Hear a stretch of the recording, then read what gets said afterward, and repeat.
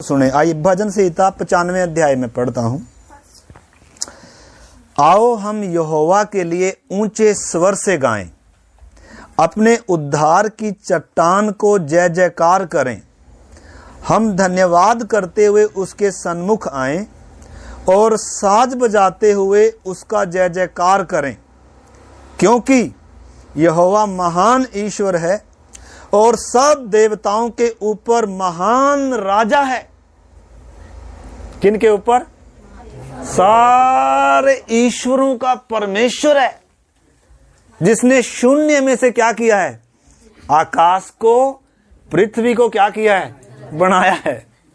आपने समझना है हमारा सौभाग्य कितना ऊंचा है।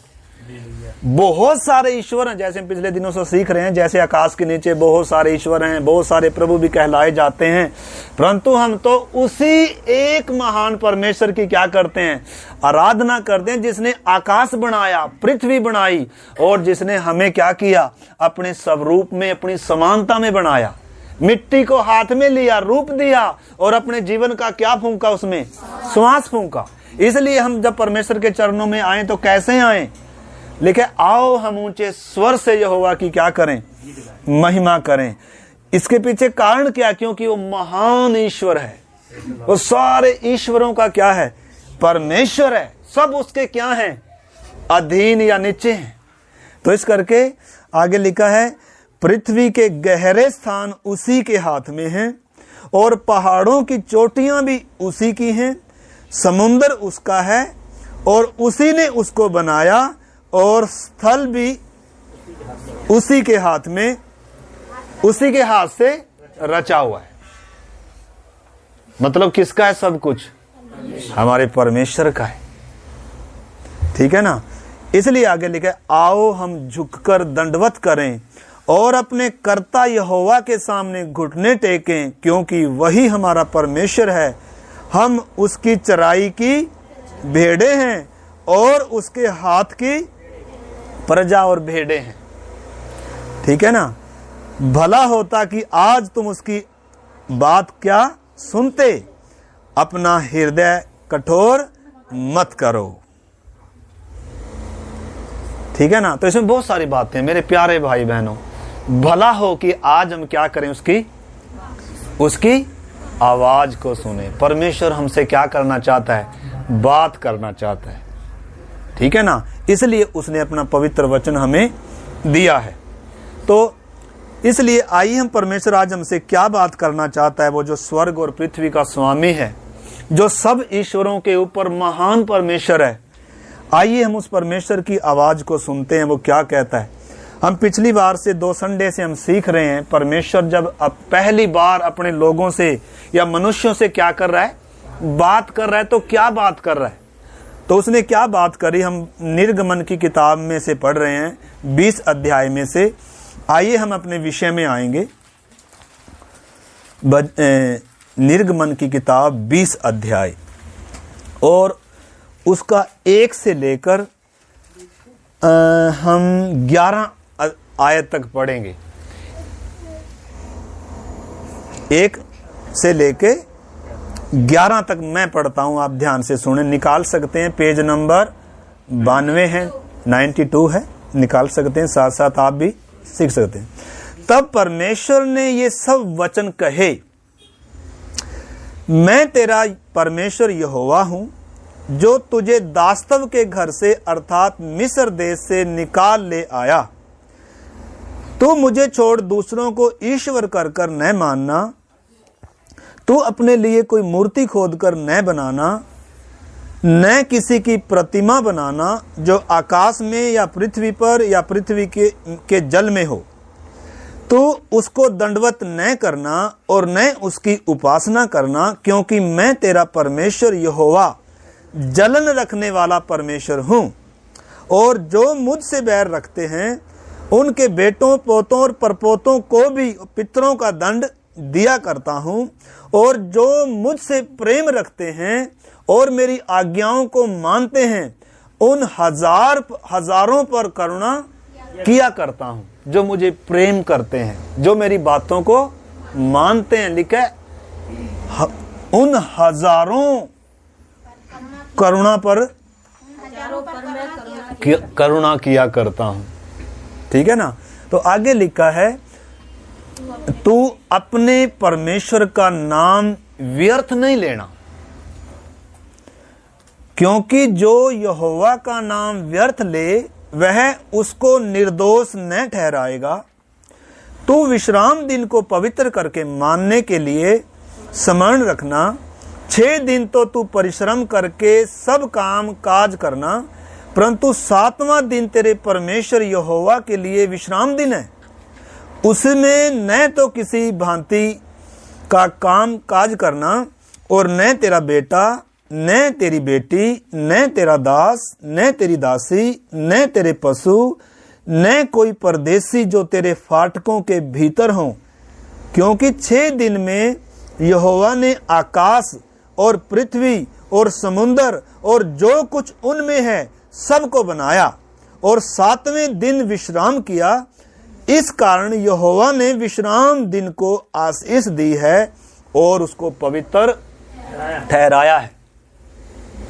तो ये किसके शब्द हैं? सीधा परमेश्वर क्या कर रहा है? बात कर रहा है, और लोग क्या कर रहे हैं? सुन रहे हैं। क्योंकि जिस गुलामी में से ये निकल कर आए उधर बहुत सारे क्या थे? ईश्वरों की क्या होती थी? उधर उपासना आराधना होती थी। परंतु परमेश्वर कह रहा है, मैं जो तुम्हें छुड़ा कर लेकर आया, जिसने आकाश और पृथ्वी को बनाया, मुझे छोड़ किसी और को ईश्वर कर कर न मानना, और अपने लिए क्या भी नहीं करना, कोई मूर्ति खोद कर भी न बनाना। और तीसरी आज्ञा क्या है? मेरा परमेश्वर का नाम क्या नहीं करना व्यर्थ में। और चौथी आज्ञा क्या है? कि विश्राम दिन को क्या करना। तो 4 आज्ञाएं परमेश्वर ने दी सबसे पहले, जो यानी कि परमेश्वर सबसे पहले क्या आज्ञा दे रहा है? मनुष्य और परमेश्वर के संबंध के विषय में है। सबसे पहला स्थान किसको? परमेश्वर को। बाकी बाद में है, पारिवारिक बातें हों, सामाजिक बातें हों, पृथ्वी भर की बातें हों, बाकी का जो जीवन है बाद में। अगर परमेश्वर के साथ एक व्यक्ति का संबंध सही है, अगर परमेश्वर से एक व्यक्ति का प्यार और वो वार्तालाप और निरंतर वो संबंध है, तो ऑटोमेटिकली पूरा जीवन क्या होगा? आशीष में होगा, क्योंकि परमेश्वर अपने स्थान में है। हमारा जीवन परमेश्वर को अगर ग्रहण योग्य होगा तो वास्तव में मसीह जीवन यही है। इसलिए हमने समझना, मेरे प्यारे भाई बहनों, एक समय था हम भी क्या करते थे? हम भी इस परमेश्वर को जानते नहीं थे, परंतु धन्यवाद देते हैं उस महान परमेश्वर का कि उसने हमें क्या किया? समझ दी, हमारी आंखें बुद्धि समझ खोली, हमें प्रेम किया, वो हमें ढूंढ कर आया और उसने हमें छुड़ाया। और जब हमें छुड़ाया, उद्धार दिया, हमसे इतना व्यवहार किया उसने, हमारे पापों अपराधों की सजा हमें नहीं मिली, बल्कि स्वयं उसने हमारा दंड मौत उठाई। और अब वो क्या कहता है? अब मेरा स्थान तुम्हारे जीवन में क्या होना है? सबसे पहले होना है। कौन सा होना है? सबसे पहला होना है। तो हम पिछली 2 जो संडे हमने वचन सीखा, उसमें हमने यही सीखा था कि इस पूरी जो व्यवस्था दिया था परमेश्वर ने, उस व्यवस्था का मूल क्या था? आधार क्या था?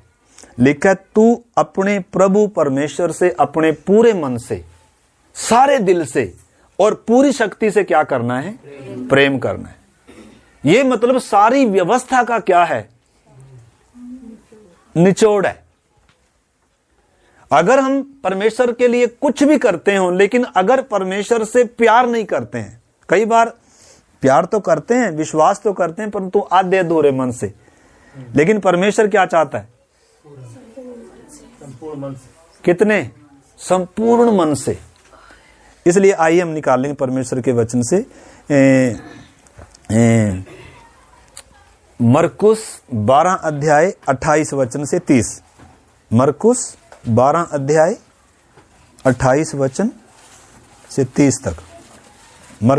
मरकुस की किताब, मरकुस 12 अध्याय। शास्त्रियों में से एक ने आकर उन्हें विवाद करते सुना, और यह जानकर कि उसने उन्हें अच्छी रीति से उत्तर दिया। उससे पूछा, सबसे मुख्य आज्ञा कौन सी है? अब यीशु मसीह से पूछा जा रहा है शास्त्रियों के द्वारा। प्रभु यीशु मसीह के पास आकर पूछ रहा है कि व्यवस्था में कौन सी आज्ञा सबसे बड़ी है, सबसे बड़ी आज्ञा कौन सी है? और यीशु मसीह क्या बता रहा है, देखो पढ़ो। यीशु ने उसे उत्तर दिया, सब आज्ञाओं में से यह मुख्य है, हे इज़राइल सुन, प्रभु हमारा परमेश्वर एक ही प्रभु है। और तू प्रभु अपने परमेश्वर से अपने सारे मन और सारे प्राण और अपनी सारी बुद्धि और अपनी सारी शक्ति से क्या रखना है? प्रेम रखना है। और दूसरी मुख्य मेन आज्ञा क्या है? अपने पड़ोसी से भी क्या करना है? अपने समान। ये पूरी व्यवस्था का क्या है? सार है। सबसे पहला स्थान किसको? परमेश्वर को। क्यों परमेश्वर को? क्योंकि उसने हमें क्या किया है? बनाया है भाई। वो हमें जीवन और श्वास देता है, उसने हमें उद्धार दिया है। जब तक हमें उद्धार नहीं दिया था हमारे पास बहुत से थे, उसको कोई शिकायत भी नहीं थी। उसने हमसे कोई मांग भी नहीं करी। पर मांग कब परमेश्वर करता है? जब उसने हमसे क्या किया है? पहले प्रेम किया है। और कब प्यार किया है? इतना प्यार किया है कि संसार वो प्यार।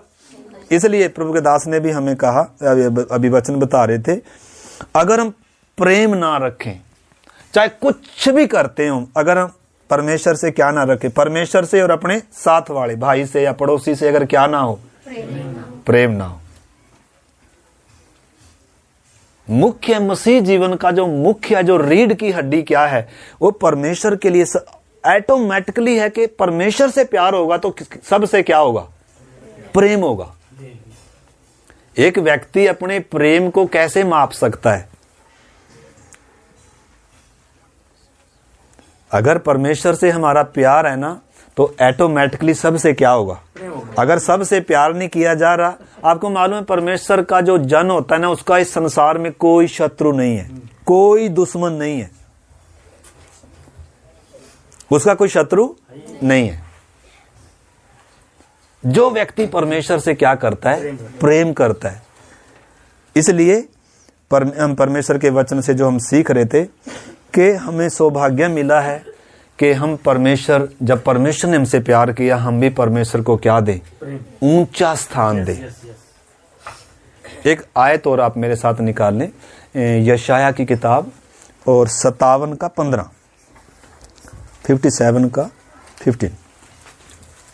यशाया नबी 57 अध्याय और उसका 15 वचन।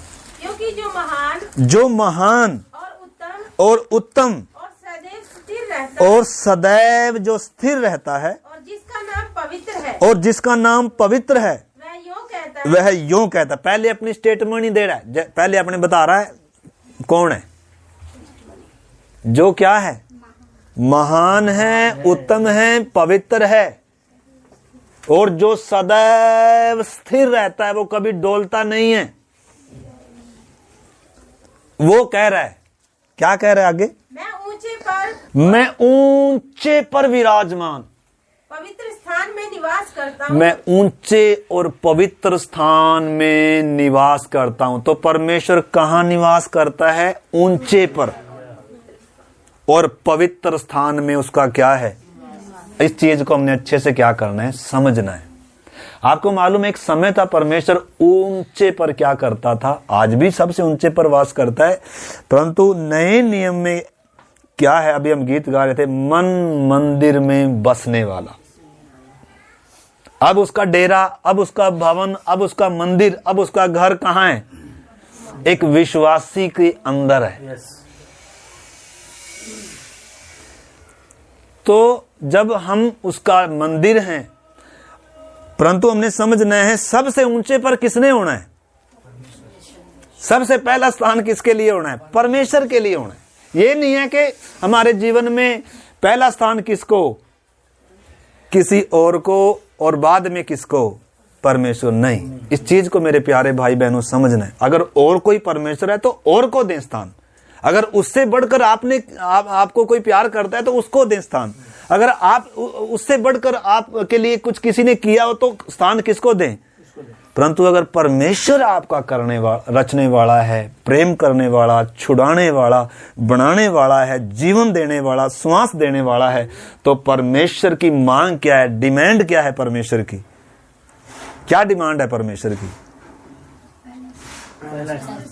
वो हमारा क्या मांगता है? दिल।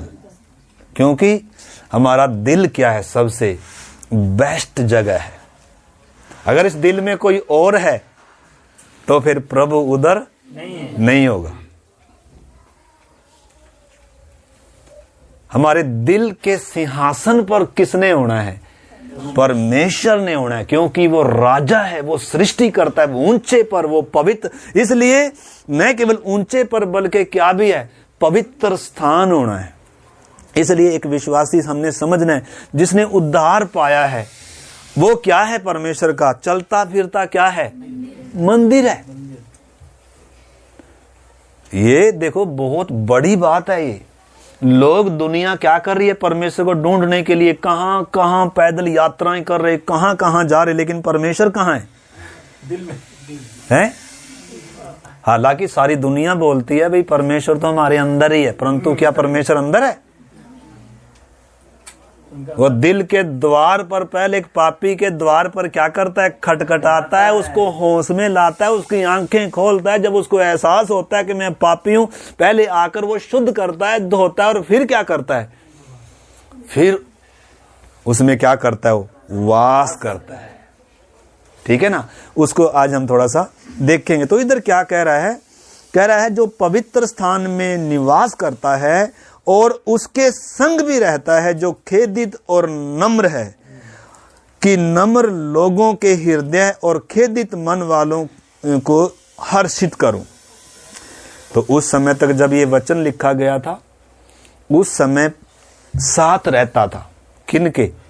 जो खेदित मन के होते थे, जो परमेश्वर को चाहने वाले, प्रेम करने वाले। आपको मालूम है आदम के अंदर कभी परमेश्वर नहीं था, अब्राहम के भी अंदर कभी परमेश्वर का वास नहीं था, दाऊद के अंदर भी कभी परमेश्वर का वास नहीं था। आपको मालूम है, मैंने अभी बताया था कि जितने भी स्त्रियों से जन्मे थे, जितने भी स्त्री और पुरुष से जन्मे हुई दुनिया है, जितने भी लोग हैं, उन सब में बड़ा कौन है? यूहन्ना है, जिसने यीशु मसीह को क्या दिया? बपतिस्मा दिया। जिसने यीशु मसीह के लिए दुनिया में इजराइल मार्ग तैयार किया। मन फिराओ, स्वर्ग का राज्य आ गया। एक आर है, उसका सूपा उसके हाथ में है। मन फिराव के योग्य क्या लेकर आओ? फल लेकर आओ, नहीं तो वो क्या करेगा? अपने खलिहान को साफ करेगा। तो सबसे ऊंचा कौन है? यूहन्ना है। परंतु जो परमेश्वर से जन्मे हैं, आत्मा से जन्मे, उन सब में छोटे से छोटा भी जो है वो भी किससे बड़ा है?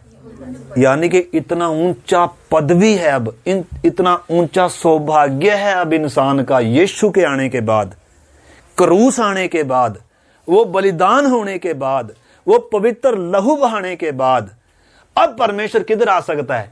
अब एक पापी से क्या कर सकता है? मेल कर सकता है। अब एक पापी के अंदर आ सकता है, उसको धोकर। आपको मालूम है बीच का पर्दा, मंदिर में जो बीच का पर्दा होता था, वो कभी इतने बलिदान हुए, पुराने नियम में कितने बलिदान चढ़ते थे, लेकिन बीच की दीवार कभी गिरी नहीं थी, क्योंकि उन बलिदानों के द्वारा कभी सिद्धता नहीं थी।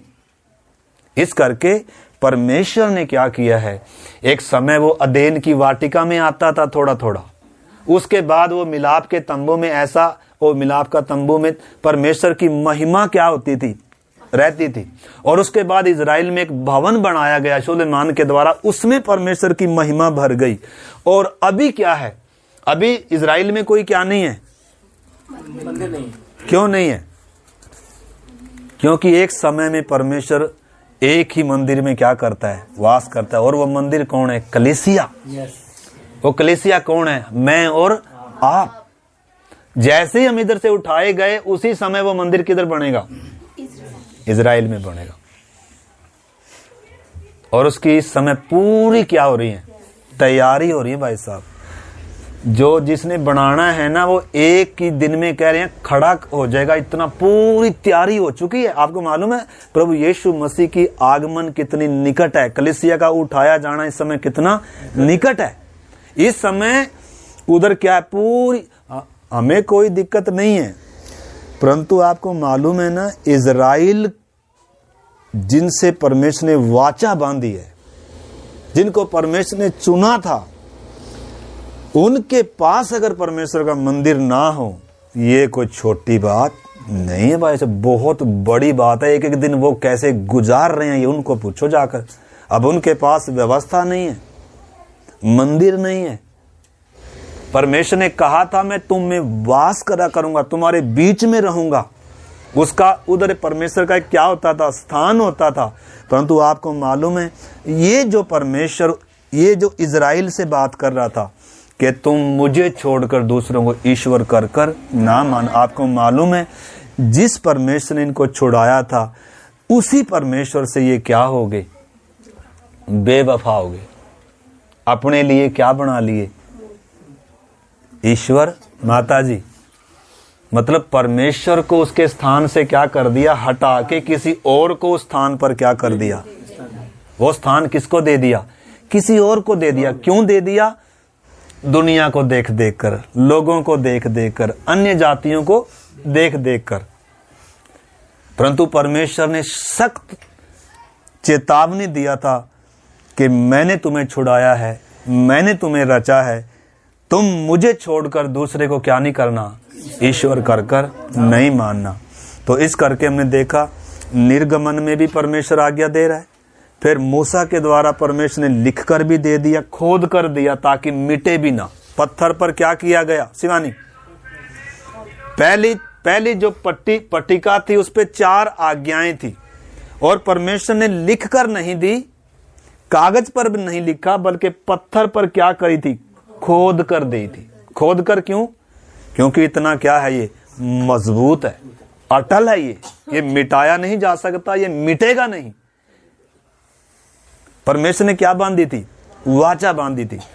और उसके बाद फिर 6 आज्ञाएं क्या थी, नैतिक आज्ञाएं थी। मतलब इंसान ने सामाजिक तौर पर कैसे चलना है, पारिवारिक तौर पर कैसे चलना है, उसमें कुछ परमेश्वर से संबंधी कुछ बलिदान की बातें थी। परंतु 4 बातें जो मेन थी, जो आज्ञाएं थी, वो क्या थी, एक पट्टिका पर लिखकर परमेश्वर ने खोद कर दी, ठीक है ना। परंतु दुख की बात है कि अभी मूसा ऊपर परमेश्वर की उपस्थिति में था, थोड़ा सा लेट हो गया उधर, वो 40 दिन लग गए उसको, इतना नीचे आया, इतना क्या भी कर लिया उन्होंने, क्या भी कर लिया। इससे हमें पता चलता है इंसान कहीं न कहीं परमेश्वर को स्थान में रखने में क्या है, नाकाम है। इसके अंदर कहीं न कहीं कुछ ऐसा है जो मतलब परमेश्वर को स्थान से नीचे गिराने के लिए क्या रहता है, हर समय तैयार रहता है। उनके अंदर उस समय तक तो इंसान के अंदर पाप था, जब तक इंसान के अंदर पाप था, ये कभी भी परमेश्वर से क्या नहीं कर सकता, पहला स्थान दे नहीं सकता, प्यार कर ही नहीं सकता, असमर्थ था इंसान। इसलिए व्यवस्था कभी क्या नहीं हो पाई, पूरी नहीं। परंतु परमेश्वर ने क्या किया, हमारे अंदर से पाप निकाल दिया। परंतु पाप निकाल दिया तो भी, तो इसलिए हमने समझना, पिछले दिनों से सीखा है उद्धार क्या है। उद्धार में 3 बातें हैं, उद्धार पा लिया, उद्धार पाते जाना है, उद्धार पाएंगे। 3 बातें, 3 स्टेप। उद्धार पा लिया कब पूरा हो गया, जब मिस्र की गुलामी से ये निकलकर बपतिस्मा लाल समुद्र पार हो गए, तो इधर हमने देखा था उद्धार पा लिया, यानी कि जब एक व्यक्ति ने विश्वास किया और बपतिस्मा लिया, उसका क्या हो गया, उद्धार हो गया। यानी कि इसमें से जंगली जैतून में से कटकर बपतिस्मा लेकर उत्तम जलपाई में सांटा गया, उद्धार हो गया। आज मरेगा तो सीधा किधर है, स्वर्ग में है। अब इसके ऊपर दंड की आज्ञा नहीं है। अब ये नई सृष्टि है, लिखा है जो मसीह में है उनके ऊपर क्या नहीं है, अब दंड की आज्ञा नहीं है। आप अमर हो गए, आपने अमरता पा ली, उद्धार पा लिया, मौत से पार हो गए। परंतु परमेश्वर की इच्छा यही नहीं है कि हम सिर्फ उद्धार ही पाएं।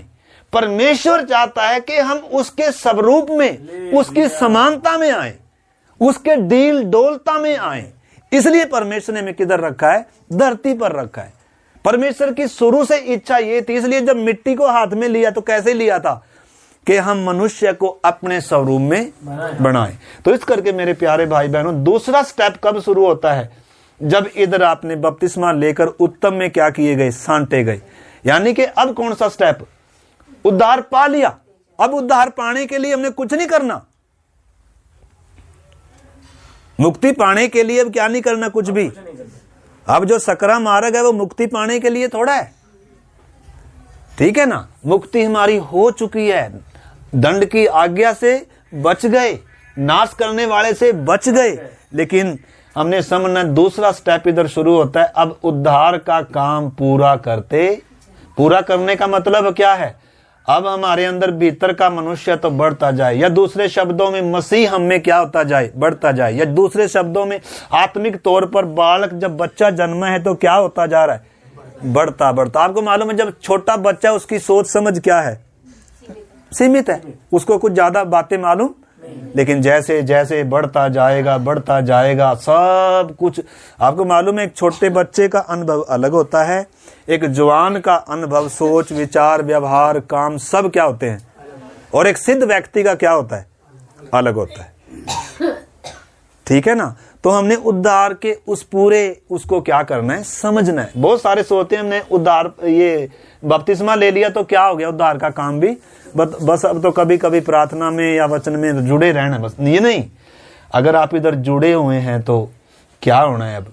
या दूसरे शब्दों में हम सीख रहे थे, अब जब मिस्र से लाल समुद्र पार कर लिया तो अब क्या है? उद्धार पाते जा रहे हैं का मतलब क्या है? अभी हम परमेश्वर किधर किधर से लेकर आ रहा है।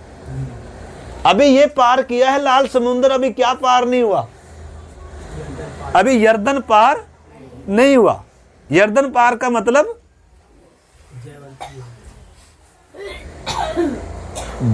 इस देश में से, इस उत्तम प्रतिज्ञात देश में एक जयवंत जीवन को जो दर्शाता है, इधर लेकर आना है एक एक विश्वासी को।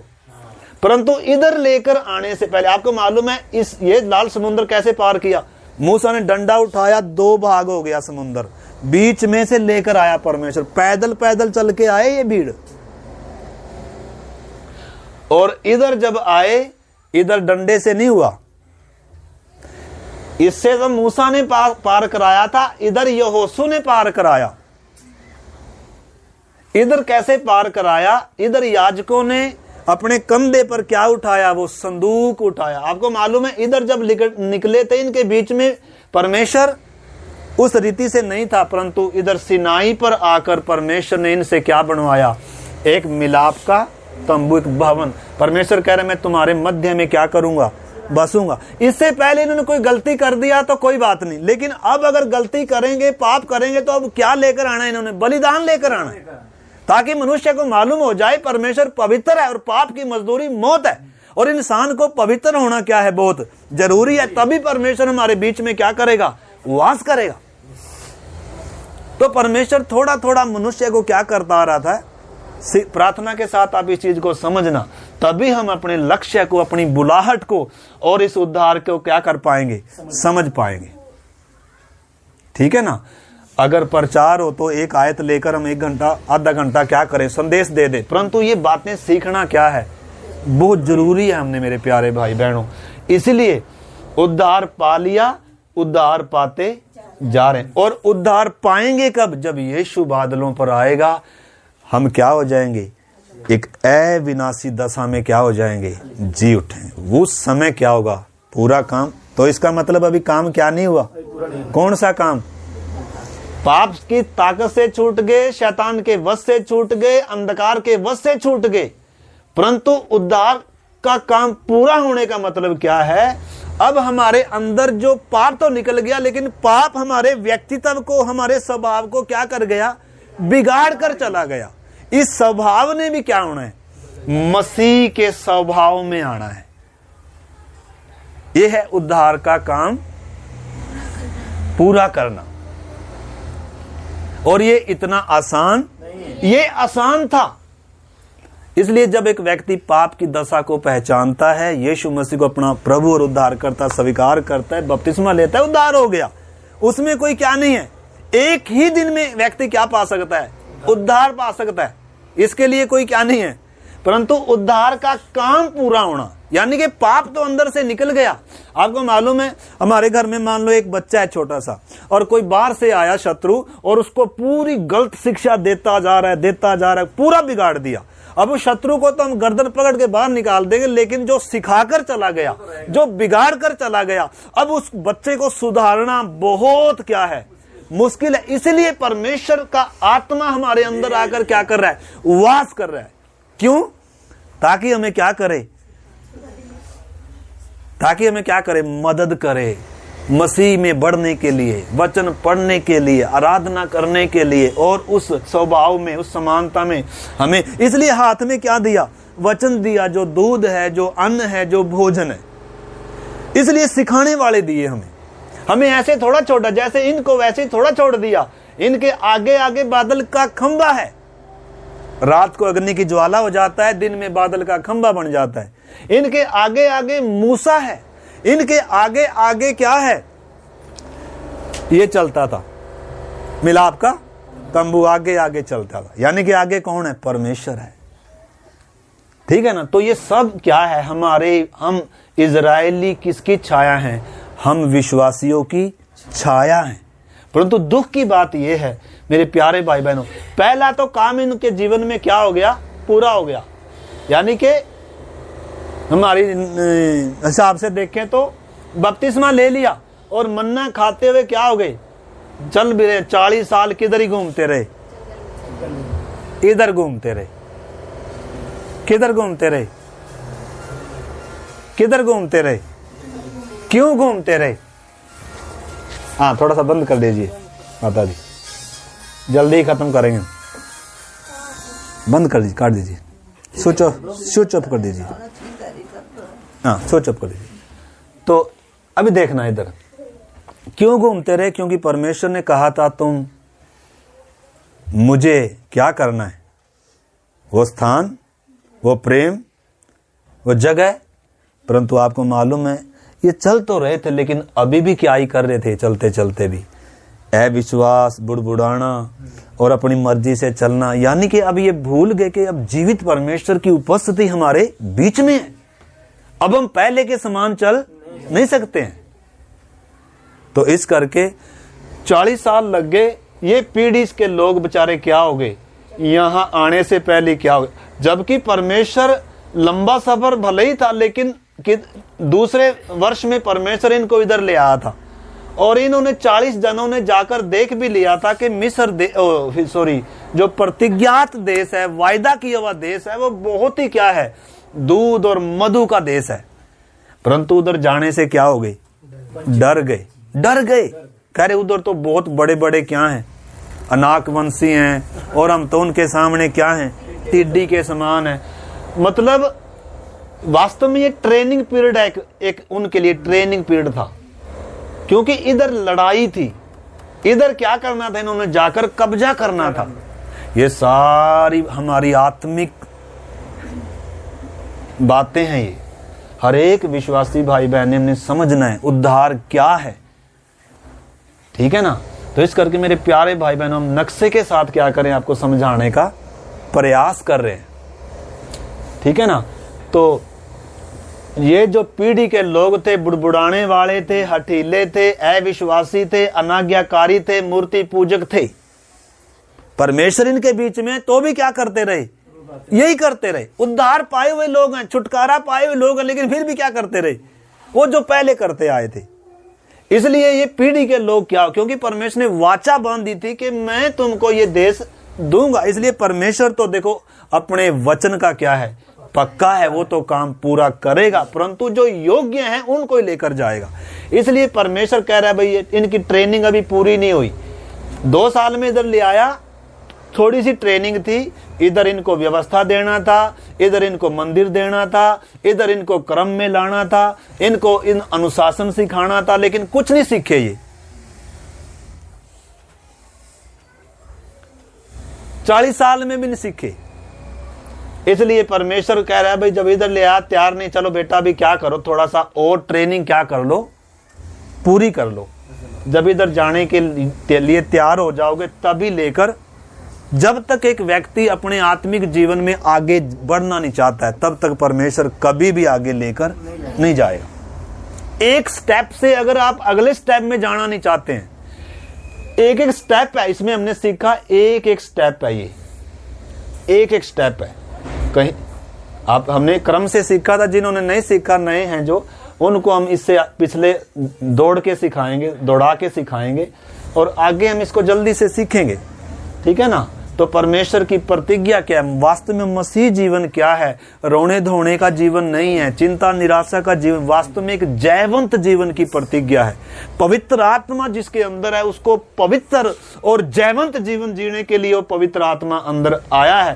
परंतु आया तो है पवित्र आत्मा, मंदिर तो है परमेश्वर का हम, लेकिन वो जयवंत जीवन, वो पवित्र जीवन क्यों नहीं है? क्यों नहीं है? क्योंकि हमारे अंदर क्या रहता है? अपनी इच्छा रहती है, अपनी योजनाएं रहती हैं, अपनी, हमारे अंदर एक बाहरी मनुष्यत्व है, एक भीतरी मनुष्यत्व है। जब तक बाहरी मनुष्यत्व की इच्छा मरेगी नहीं तब तक भीतरी मनुष्यत्व की क्या नहीं होगी? पूरी। जब तक एक घटेगा नहीं दूसरा बढ़ेगा नहीं।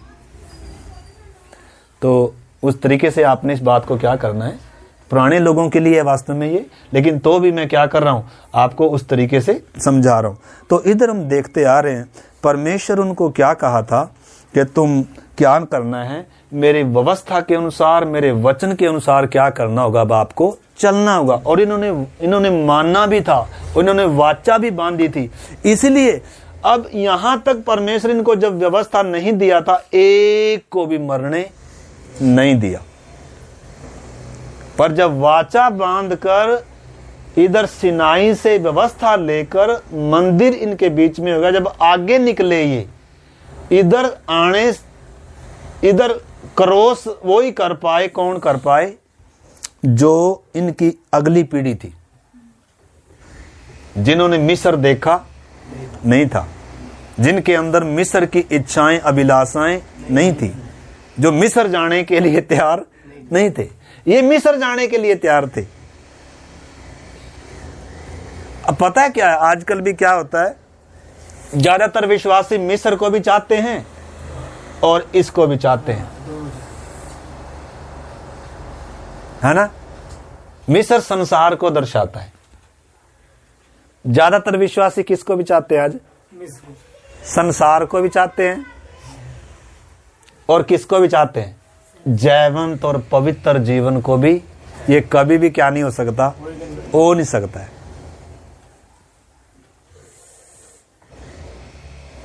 निश्चय कि हम संसार में ही रहते हैं और संसार में ही हमने रहना है।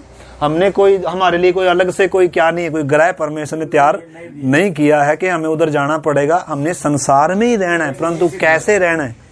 संसार के होकर नहीं रहना। किसके होकर रहना है? मसीह के होकर। ये है बड़ी लड़ाई। एक ये हमारे अंदर क्या है? एक बड़ी लड़ाई है। तो सबसे पहला शत्रु कौन है हमारा? हमारे स्वयं ही है। जिस दिन हमें ये पता चलेगा कि ना सबसे बड़ी रुकावट मैं हूं, मेरी इच्छाएं अभिलाषाएं, ये सबसे पहले रुकावट। तो इसलिए प्रभु ने क्या कहा है हमें, जो इसलिए जो मार्ग दिया ना परमेश्वर ने हमें, जो मार्ग दिया वो मार्ग इसीलिए दिया ताकि हम क्या कर सकें।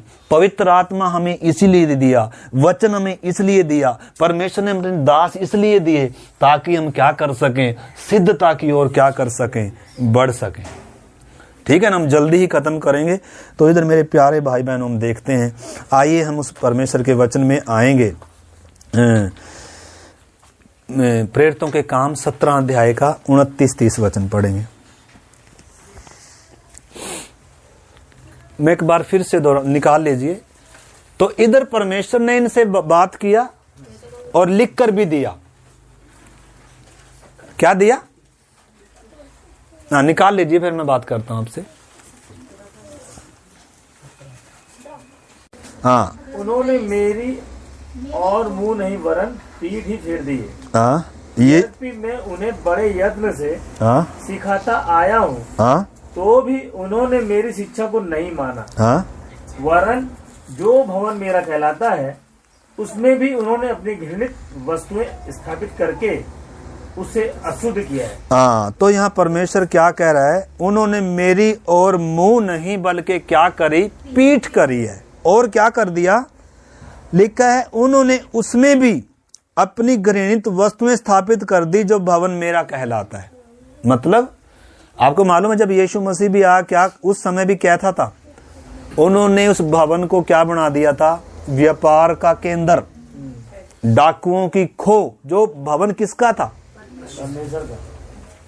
उससे पहले भी इजरायली बीच बीच में यही काम करते आए। बेरू क्या करते आए, डाकुओं का क्या बना दिया उसको। जो स्थान किसके लिए होना चाहिए, परमेश्वर के लिए, वो स्थान किसके लिए बना दिया, व्यापार के लिए। आज यीशु किसके लिए है, आशीष पाने के लिए, बरकत पाने के लिए, चंगाई पाने के लिए, भौतिक चीजें पाने के लिए। ये थोड़ा है, ये तो प्रभु ने कहा है तुम्हारे मांगने से पहले परमेश्वर जानता है ये मांगने की भी क्या नहीं है, जरूरत नहीं है। तुम पहले उसके राज्य और उसकी धार्मिकता की क्या करो, यानी कि पहला स्थान किन बातों के लिए, आत्मिक बातों के लिए। इसलिए एक आत्मिक व्यक्ति का ध्यान सबसे पहले किस पर होना है, आत्मिक बातों पर होना है। किस पर होना है, और नहीं तो मेरे प्यारे भाई बहनों, हम अपना उद्धार भी क्या कर सकते हैं, क्या कर सकते हैं, खो सकते हैं। आपने समझना, हम ये ना सोचें हमने बपतिस्मा लिया है, इधर से वचन यीशु ने कहा जो डाली मुझ में है और वो फलती नहीं है। फलती का मतलब है जो प्रभु से उतना प्यार नहीं करता, जिसके जीवन में प्रभु पहले स्थान में नहीं है, जो आत्मिक बातों पर ध्यान नहीं लगाता, जो शरीर पर ध्यान लगाते हैं ज्यादा, जो भौतिक बातों पर ज्यादा ध्यान लगाते हैं, तो इधर से भी काट कर आग में वो डाली जाएगी। इसलिए लिखा डरते और कांपते हुए अपने अपने उद्धार के काम को क्या करना है, पूरा करना है। आपने समझना है मेरे जीवन में एक उद्धार का काम शुरू किया है परमेश्वर ने, उसको मैंने क्या करना है, पूरा करना। और कैसे कर पाएंगे, जब इसमें आप जुड़े रहकर आपने इसमें से भोजन करना है, इस जड़ में से आपने क्या करना है, इसकी संगति आपको चाहिए। इससे अलग होकर आप कुछ भी नहीं कर पाओगे, ठीक है ना। तो उत्तम जलपाई के भागी जब हमें किया है, तो इस जड़ में से हमने क्या करना, इधर से अपनी कोई जड़ क्या नहीं कर लेनी। बहुत सारी डाली अपनी जड़ निकाल लेती हैं, मतलब वो परमेश्वर पर निर्भर, प्रभु पर निर्भर, प्रभु पर आश्रित नहीं है, वो अपने तरीके से चलने लगे। नाम के वास्ते तो मसीह होंगे, लेकिन इधर से संबंध क्या हो गया, कटा हुआ है। इस करके मेरे प्यारे भाई बहनों ने समझना है, अगर इधर जुड़े रहना है तो उसके लिए क्या है, परमेश्वर की कुछ डिमांड है। क्या डिमांड है, प्रभु ने भी कहा यदि तुम मुझसे बढ़कर किसी और को प्यार करते हो, कोई और आपके जीवन में मेरे स्थान पर है, तो फिर क्या नहीं हो पाएगा, क्या नहीं हो पाएगा, संबंध नहीं रह पाएगा। प्रभु कब अपने भवन में होता है, जब उसके भवन में क्या, जब उसके लोग अलगदाई में होते हैं, पवित्रताई में होते हैं, तब प्रभु उनके बीच में क्या करता है। प्रभु ने कहा था मैं तुम में लिखा है, आज इसमें भी नए नियम में भी क्या है लिखा है, अविश्वासी के साथ विश्वासी का कोई नाता है।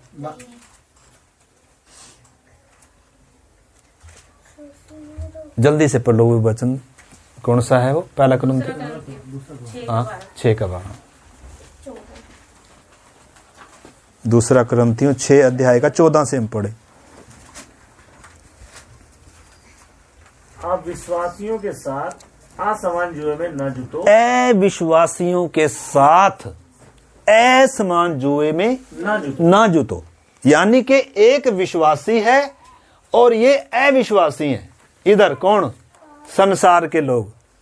तो इस जुए में क्या नहीं करना, उनके साथ नहीं जोड़ना। आगे, क्योंकि धार्मिकता और अधर्म का क्या मेल जोल। हाँ, या ज्योति और अंधकार की क्या संगति? हाँ, एक ज्योति है, एक अंधकार है।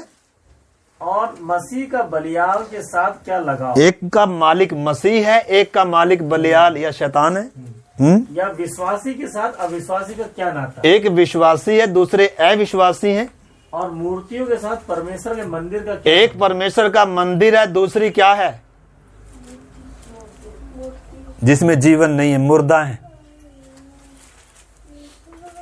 तो परमेश्वर के मंदिर के साथ मूर्त का क्या नहीं, कोई संबंध नहीं मेरे प्यारे भाई बहनों। ऐसा शब्द हम बार बार बोल रहे हैं जो दुनिया के लिए शायद बुरे लगने वाली बात है, लेकिन परमेश्वर का वचन हम सीख रहे हैं, इस करके हम ये बात बोल रहे हैं। इस करके हमने समझना है मेरे प्यारे भाई बहनों, मूर्ति परमेश्वर की दृष्टि में क्या है, मूर्ति पूजा घृणित क्या है, पाप है। इसलिए परमेश्वर ने क्या किया है, सख्ती से क्या किया है, मना किया है। ये क्या नहीं करना, ये काम जो ये काम करते हैं, जो संसार के करते हैं, जैसे दुनिया चल रही है वैसे मैं और आप अब नहीं चल सकते। हाँ, बपतिस्मा ना लो, अगर चलना है तो जरूरी नहीं है बपतिस्मा लेना, चल लो संसार के साथ। परंतु अगर बपतिस्मा लेना है तो क्या नहीं कर सकते, तो संसार के सदृश है। इसलिए लिखा संसार के सदृश ना बनो।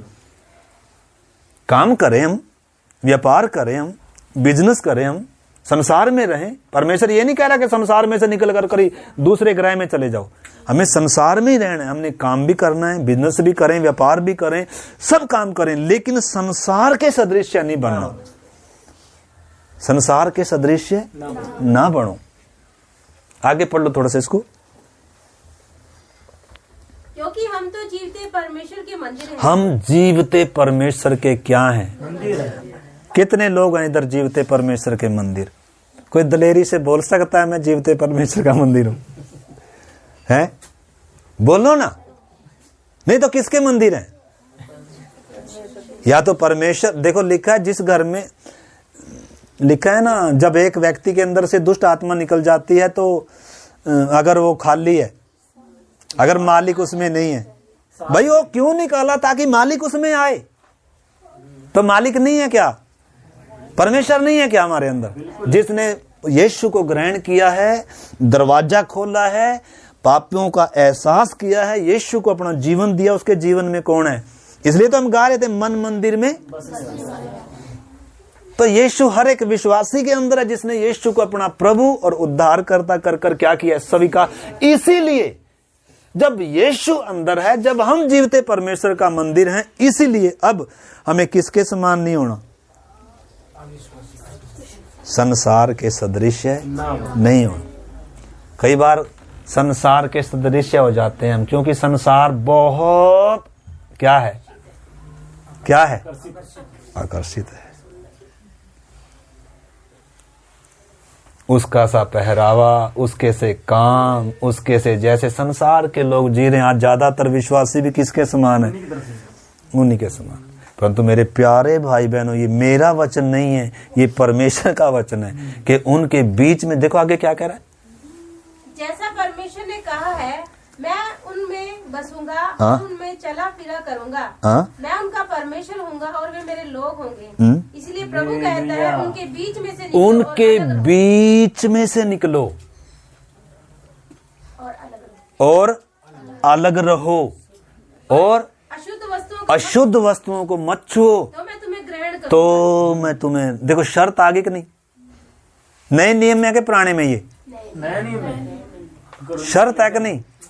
क्या शर्त है? एक को बता रहा है तुम ज्योति हो, परमेश्वर का मंदिर हो, विश्वासी हो। ये क्या है? अंधकार है, अविश्वासी है, मुर्दा है, संसार जिसके ऊपर दंड की आज्ञा हो चुकी है। परंतु ये नई सृष्टि बनाया है, उद्धार दिया है, अपने लहू से धोया है, अपना मंदिर बनाया, अपना पुत्र बनाया है, उद्धार दिया है, नाश होने से बचा लिया। इसीलिए अब जैसे इसमें थे वैसे चलते थे, अपने मन के चलाए, अपनी इच्छा के चलाए, अपनी मर्जी से। अब इधर आपको चलने के लिए वचन दिया गया है, पवित्र आत्मा दिया गया है, आपको परमेश्वर के दास दिए गए हैं जो आपकी क्या करें, अगुवाई करें।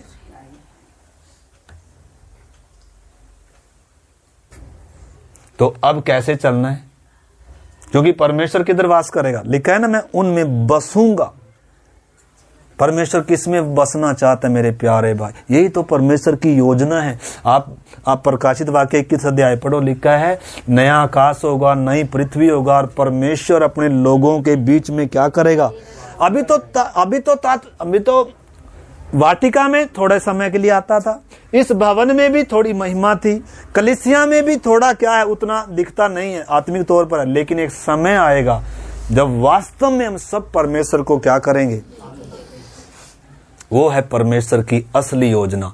अगर हम अभी अलगदाई में रहते हैं, पवित्रता में रहते हैं, परमेश्वर हमारे बीच में रहता है, हम आत्मा के अनुसार चलते हैं, वचन के अनुसार हम चलेंगे, तो एक अनंत काल आने वाला जो होगा ना, उसमें परमेश्वर के साथ हम क्या करेंगे? वाह, ये तो नाश होने जा रही है पृथ्वी। ये तो क्या है, तात्कालिक है, थोड़े समय के लिए, तो हमारी सिर्फ टेस्ट के लिए रखी हुई है। इस पे तो सिर्फ क्या चल रहा है? वर्कशॉप है ये। जैसे ये है ना, ये जंगल से काटी गई पहले, फिर किधर लाई गई? वर्कशॉप में इसके ऊपर बस आरी चल रही थी, रंधा चल रहा था, और थोड़ा सा कष्ट दुख तकलीफ थी। क्यों आ रही थी? वो वर्कशॉप थी ना। परंतु जब ये वर्कशॉप से निकल कर, वर्कशॉप में रहने के लिए थोड़ा बनी है, किधर जाना है इसने? किसी के घर की शोभा बनना है भाई इसने जाकर, इसने शोरूम में जाना है, किसी के घर में जाना है, और क्या लगनी है इसमें? कांटा है अभी कोई? अभी नहीं है। हैं? क्यों? पूरा साफ कर दिया। क्यों ऐसे ही बन गई फिर ये? नहीं। इस करके परमेश्वर हमें क्या कर रहा है मेरे प्यारे भाई बहन? हमारे जीवन में अगर दुख तकलीफ भी कोई आती है ना, तो हमें वो बनाने के लिए आती है, ठीक है ना? तो इस परमेश्वर ने इधर इनको इस सफर में कैसे चलाया था? तंबू परदेसी की तरह ही चलाया था। परंतु इधर जाकर क्या थे? ये परदेसी नहीं थे, उधर तो अपना हो गया। उधर क्या था? उसी प्रकार हम धरती पर परदेसी हैं, यात्री हैं, थोड़े समय के लिए हैं, इसलिए हमें अलगदाई में, पवित्रताई में रहना है, परमेश्वर को प्राथमिकता देनी है, वचन संगति को क्या देनी है? काम भी करो, लेकिन पहला स्थान ना दो काम को। रिश्तेदारी में भी जाओ, लेकिन पहला स्थान, प्यार भी करो, सबको करो, माँ को, बाप को, पत्नी को, बर्थडे को, सबको प्यार करो। परमेश्वर कह रहे प्यार बांटते चलो, सबसे क्या करो, परंतु परमेश्वर से बढ़कर किसी से प्यार, पास्टर से भी क्या ना करो, परमेश्वर से बढ़कर, पैसे से भी क्या ना करो, परमेश्वर से बढ़कर, किसी से भी मना है, क्योंकि आप को परमेश्वर ही सबसे क्या करता है? बढ़कर प्रेम करता है। आपसे और मुझसे भी परमेश्वर की यही मांग है, बेटा ये संबंध तभी रहेगा जब आप भी मुझसे क्या करेंगे? प्रेम हैं? तो करेंगे हम, हैं? करेंगे अर्जुन भाई। काम करो, बिजनेस करो, कोई दिक्कत नहीं है, लेकिन प्यार किससे करो? हैं? प्राथमिकता किसको दो? शरीर में है, लेकिन प्राथमिकता किसको? आत्मा को। क्योंकि शरीर तात्कालिक है, थोड़े समय के लिए छूटने जा रहा है, ये बदल जाएगा। अगर यीशु आज आ गया तो, अगर आप जाने वाले हैं तो बदल जाएगा, और नहीं तो बहुतों को ले लेगा, बहुत किधर ही रह जाएंगे। जो संसार को प्रिय जानते हैं उनको प्रभु लेने के लिए नहीं आएगा। यीशु मसीह किसको लेने के लिए आ रहा है? जो संसार को छोड़, जो स्वर्गीय बातों पर मन लगा रहे हैं, जो उसके लिए तैयार हो रहे हैं, जो उसके लिए जागृत हैं, वो उनको ले जाएगा। उसके बाद इस संसार में एक एंटी क्राइस्ट खड़ा होगा, माथे पर सबके छाप होगी, और बहुत महामारियां और विपत्तियां आएंगी, पहले से लिखकर दे दिया है, और उसकी पूरी क्या हो चुकी है? तैयारी हो चुकी है। इस करके मेरे प्यारे भाई बहनों, हम ये ना सोचें, बहुत सारे विश्वासी अभी ऐसे सोचते हैं, अभी तो हम मूर्ति पूजा नहीं करते या कुछ ऐसा काम नहीं करते, अभी तो एक को ही मानते हैं, परंतु वचन कुछ और भी कहता है। एक वचन और जल्दी से पढ़ लें आप, कुलूसियों की पत्री 3:4-5। कुलूसियों की, नए नियम में कुलूसियों की पत्री 3:4-5 वचन पढ़ें।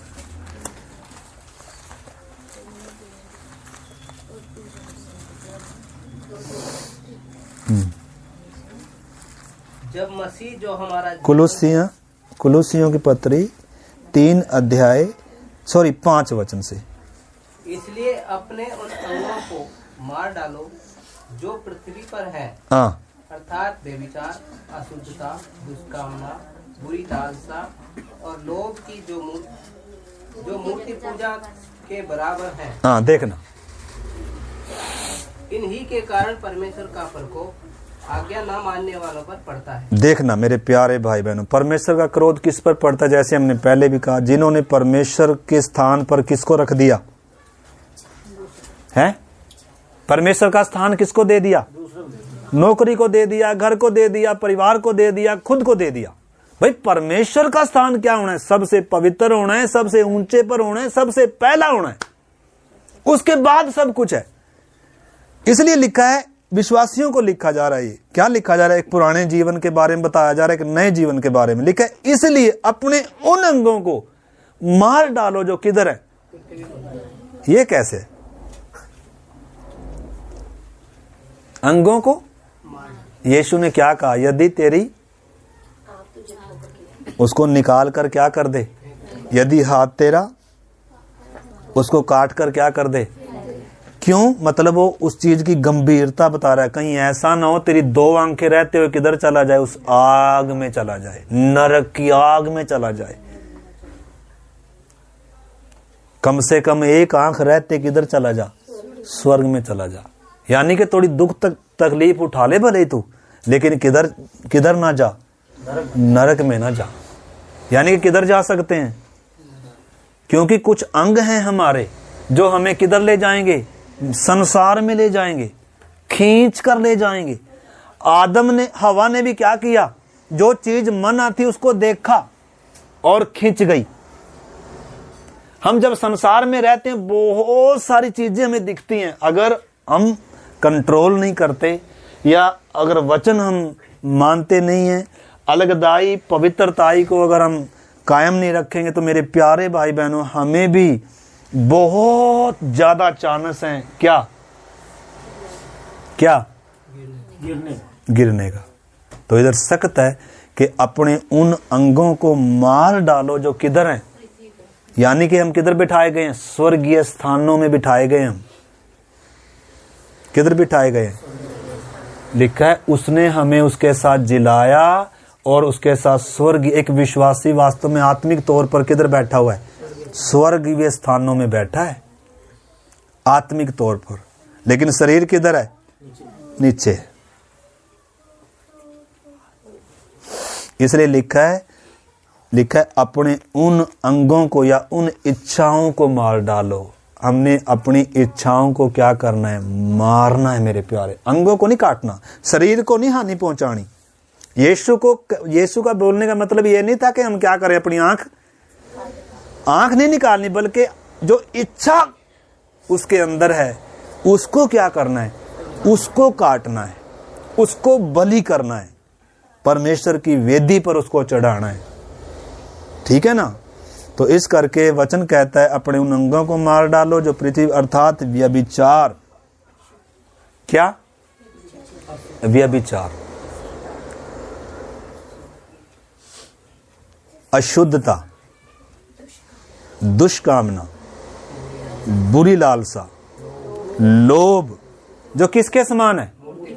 देखो, तो ये मूर्तियां किधर हैं?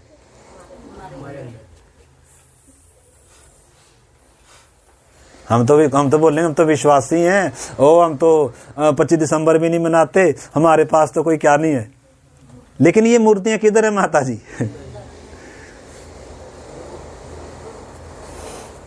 या हम जिसे प्रभु से ज्यादा किसी भी चीज को जब प्यार करते हैं ना, आपको मालूम है अब्राहम को परमेश्वर ने क्या कहा? वो भी परमेश्वर से बढ़कर चलते चलते किसे प्यार करने लग गया? बेटे को, इसहाक को। परमेश्वर ने क्या कहा? हे अब्राहम, अपने इकलौते को, अपने प्रिय पुत्र को, जिसे आप क्या करते हैं? प्यार करते हैं, क्या करो? बलि, काट डालो। काट डालने का मतलब कटवाया क्या परमेश्वर ने, परंतु अंदर से निकलवाया, अंदर से कटवाया। क्योंकि अंदर परमेश्वर से ज्यादा बढ़कर किसे प्यार कर रहा था? आप, मैं और आप चाहे परमेश्वर से बढ़कर जिसे भी प्यार कर रहे हैं ना, परमेश्वर क्या करेगा, उस मूर्ति को क्या करेगा, अच्छे से तोड़ेगा। उसी व्यक्ति के द्वारा हमें क्या दिलवाएगा? दुख भी दिलवाएगा। अच्छे से उसकी मूर्ति परमेश्वर हमारे मन में से क्या करेगा? निकाल लेगा। नहीं तो हमने खुद क्या कर ले, हम निकाल लें। परमेश्वर अपने भवन को क्या करेगा? साफ करेगा।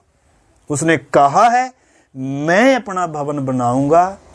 जब इजराइल में आया उस समय उसने कोड़ा उठाया। क्या उठाया? कोड़ा उठाया। और अपने भवन को क्या किया? क्योंकि उसके अंदर जलन है। मेरे पिता का घर क्या कहलाएगा? प्रार्थना का घर कहलाएगा। अगर मेरा और आपका जीवन प्रार्थना का जीवन नहीं है, अगर व्यापार का केंद्र है, डाकुओं का खो है, तो मेरे प्यारे भाई बहनों, इससे पहले कि वो क्या करे, क्या करे, क्या करे? कोड़ा उठाए। क्या करना है? प्रभु की आगमन के क्या है? ये दिन है मेरे प्यारे भाई बहनों, हमने क्या करना है? शुद्ध होना है। उन्होंने अपने मन में, एक जगह लिखा है, उन्होंने अपने मन में क्या कर ली? घृणित वस्तुएं क्या कर ली? स्थापित कर ली। तो हो सकता है हम और कोई तो मूर्ति पूजा नहीं करते होंगे, और को तो हम ईश्वर कर नहीं मानते होंगे, लेकिन शायद हम प्रभु से बढ़कर किसी और को क्या करते हैं? प्रभु से बढ़कर, संगति से बढ़कर, वचन से बढ़कर हम किसी और को क्या देते हैं? अहमियत। ये परमेश्वर के वचन में क्या है? माना है। लिखा है, क्या तुम नहीं जानते तुम्हारी देह परमेश्वर का मंदिर है? और इस मंदिर में कोई क्या नहीं कर सकता?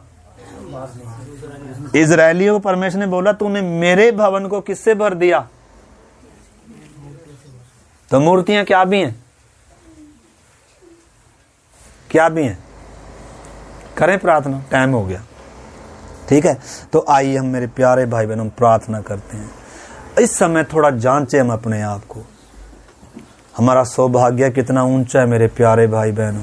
यीशु हमारे लिए क्रूस पर अपना प्राण दिया, अपना लहू दिया, हमें न केवल परमेश्वर की संतान बनाया, बल्कि हमें परमेश्वर का मंदिर बनाया है। परमेश्वर हम में वास करता है, हमें दाम देकर खरीदा है। इसलिए वचन कहता, अपनी देह के द्वारा भी परमेश्वर की महिमा करो। आइए हम विनती करें, अर्पण करें, प्रभु इस देह के द्वारा मैं तेरी महिमा करूं। प्रभु इसमें तेरा वास हो। सबसे पहला ऊंचे पर पवित्र स्थान में तू निवास करता है। प्रभु मेरा जीवन भी, मेरा मन भी, मेरा दिल भी वो पवित्र जगह हो। प्रभु तेरे लिए वो ऊंचा सिंहासन हो। प्रभु मेरे इस दिल में तेरा ही निवास हो और किसी का नहीं। प्रभु और कोई मुझे तुझसे बढ़कर प्रिय ना हो। प्रभु आइए मेरे प्यारे भाई बहनों, आप अपने मुंह से प्रार्थना करें। हालेलुया। प्रभु मेरे जीवन में तुझसे बढ़कर प्रिय कोई ना हो, मेरे जीवन में तुझसे पहला कोई ना हो। प्रभु वो पहला सा प्रेम, प्रभु वो पहला सा प्रेम, क्या आपके जीवन में यीशु पहले स्थान पर है? आइए आज हम जांचे मेरे प्यारे भाई बहनों। जब एक व्यक्ति का उद्धार होता है, मुक्ति होती है, पापों की क्षमा मिलती है, उसके जीवन में यीशु को पहला स्थान होता है। इसलिए प्रभु एक कलीसिया को कहता है, तुमने अपना पहला सा प्रेम छोड़ दिया है। सचेत कर तू कहां से गिरा है, मन फिरा, नहीं तो मैं आकर तेरे दीवट को तेरे स्थान से हटा दूंगा। अति शीघ्र मेरे प्यारे भाई बहनों हमारा प्रभु बादलों पर आएगा। हालेलुया। आइए उसके मंदिर को शुद्ध करें, आइए उसके मंदिर को शुद्ध करें। हमारी देह उसका मंदिर है मेरे प्यारे भाई बहनों, हमारा मन उसका मंदिर है। आइए इसको शुद्ध करें। आइए इसमें किसी के लिए स्थान ना हो, आइए इसमें कोई अशुद्धता ना हो। आइए अपने मन को हालेलुया हालेलुया दें, प्राण और आत्मा को शुद्ध करें, सारी मलिनताओं से शुद्ध करें, सारी सड़ाहट से शुद्ध करें। हमारी इच्छा अभिलाषाओं के लिए कोई स्थान ना हो। प्रभु आपको हमारे जीवन में वो स्थान हो, आइए हम अर्पण करें मेरे प्यारे भाई बहन। अगर वचन समझ में आया है, अगर नहीं समझ में आया तो भी प्रार्थना करें। प्रभु अपने लोगों के बीच में वास करेगा, उसने कहा था। एक अनंत काल आ रहा है मेरे प्यारे भाई बहनों, जो इस समय जो परमेश्वर का मंदिर है, इस समय जिनके जीवन में परमेश्वर पहले स्थान पर है, इस समय जिनके अंदर उसका वास है, उनका डेरा है, अनंत काल में भी परमेश्वर का डेरा उनके बीच में होने जा रहा है। ये तात्कालिक दुनिया है मेरे प्यारे भाई बहनों। ये मिट्टी का शरीर भी थोड़े समय के लिए हमें दिया गया है। हमें स्वर्गीय वस्तुओं पर मन लगाने के लिए कहा गया है। हमारे अंग जो पृथ्वी पर का मतलब, अगर पृथ्वी पर की वस्तुओं पर हमारा मन लग गया तो प्रभु हमें स्वर्ग लेकर नहीं जाएगा। इसलिए वचन कहता है तुम स्वर्गीय वस्तुओं पर मन लगाओ, तुम आत्मिक बातों पर मन लगाओ, तुम यीशु मसीह पर मन लगाओ।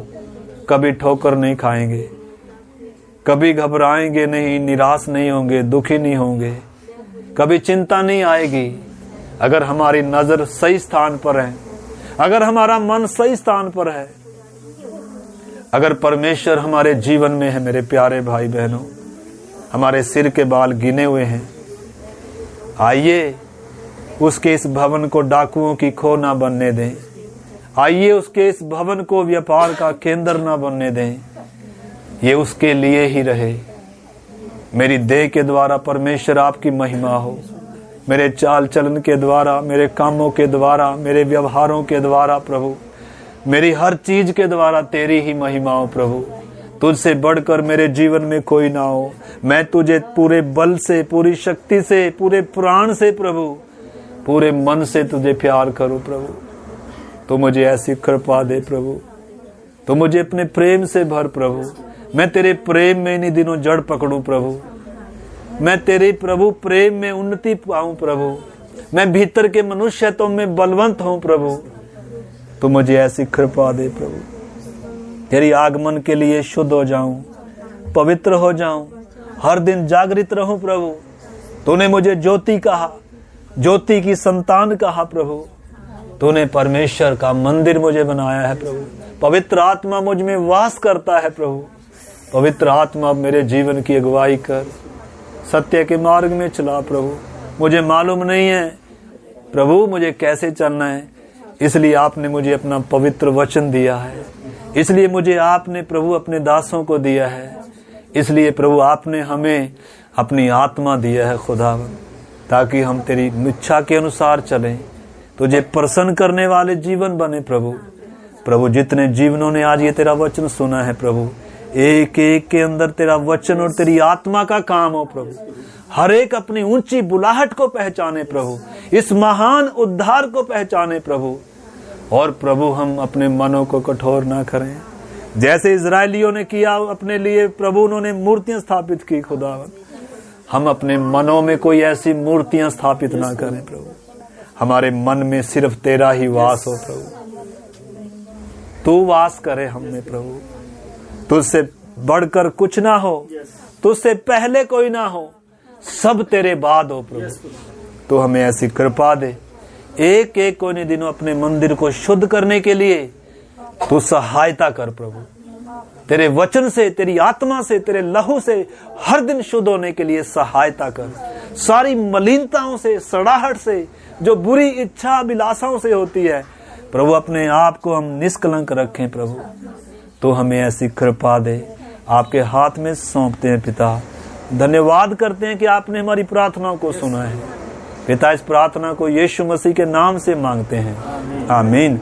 अब हमारे प्रभु यीशु मसीह का अनुग्रह, पिता परमेश्वर का प्रेम और पवित्र आत्मा की संगति और सहभागिता हम सबों के साथ हमारे महान प्रभु यीशु मसीह की आगमन तक होती रहे।